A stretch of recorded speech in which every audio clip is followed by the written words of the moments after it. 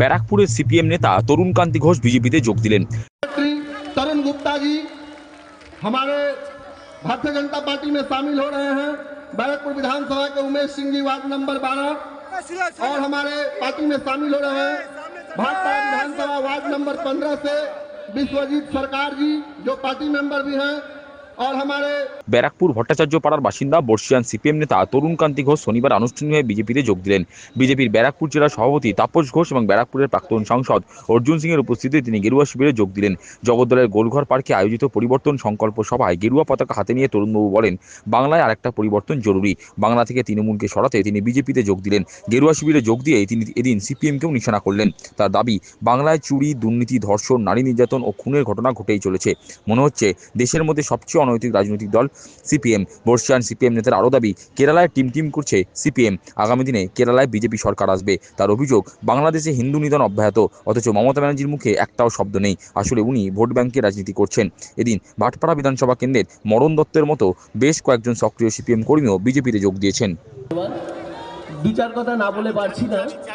আমি যে দলের সাথে যুক্ত ছিলাম, অনেক আশা করেছিলাম বাংলার বুকে যে রাজনৈতিক দল যে কাজ করছে, আপনারা যারা আগুনে ফুটছেন, আমি দেখে খুব গর্বিত, আমার খুব ভালো লাগছে। যারা সংগ্রাম সামনে আমাদের জন্য অপেক্ষা করছে, এটা আমি ভিতর থেকে অনুভব করছি। যেটা ভয়ঙ্কর সংগ্রাম, ভয়ঙ্কর পরিবর্তন বাংলার বুকে হতে চলেছে। আপনাদের ভেতরে যে উদ্দীপনা, সেটাতে আরও যেন আমাকে যেন ফুটিয়ে তুলছে।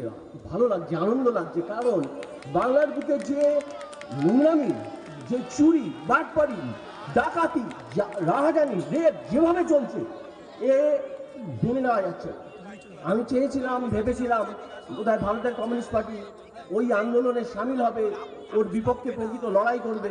কিন্তু আমি দেখেছি, অনুভব করেছি যে আমার মনে হয়েছে ভারতবর্ষের মধ্যে সব থেকে অনৈতিক দল হচ্ছে ভারতের কমিউনিস্ট পার্টি, মার্ক্সবাদী সিপিআইএম, যার কোনো অস্তিত্বই নেই। ভারতবর্ষের মাটি থেকে যে প্রায় বিলুপ্ত হতে চলেছে, তার কোনো অস্তিত্ব নেই। এই কারণেই বলা, আপনারা জানেন যে দলটার বাংলার মাটিতে 51% ভোট ছিল, সে কমতে কমতে লাস্ট 3-4% ভোটে এসে দাঁড়িয়েছে এবং সারা ভারতবর্ষ থেকে প্রায় মুছে গেছে।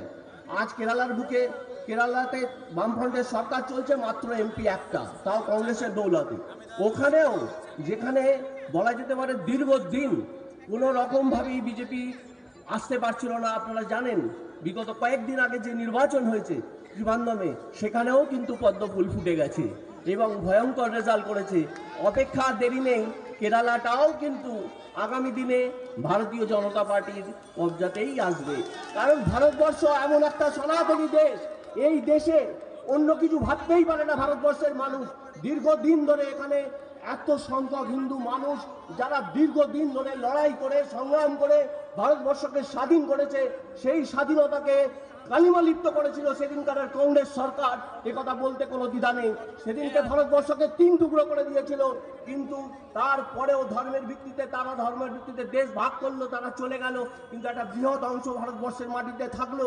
আর সেদিনকার কংগ্রেস সরকার সেকুলারিজমের নামে তাদেরকে বিভিন্ন রকম সুযোগ সুবিধা দিয়ে, সংখ্যালঘু করে তাদেরকে জামাই আদর করে রাখলো।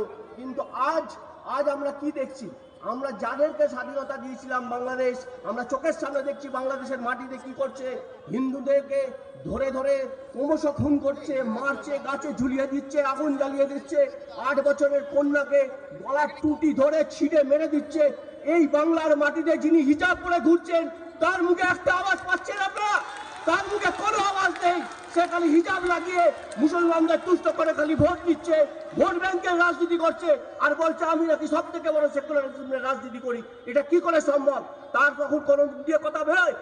এখানকার কমিউনিস্ট পার্টির মুখ দিয়ে কোনো কথা বেরোয়? আপনারা শুনতে পান? যখন বাংলাদেশের নারীদের ওপরে অত্যাচার চলছে, হিন্দুদের ওপরে অত্যাচার চলছে, এখানকার কমিউনিস্টরা যখন ঘুমিয়ে থাকে, একটা কথাও সেদিন এদের মুখ দিয়ে বেরোয় না। এই হচ্ছে এখানকার রাজনীতি।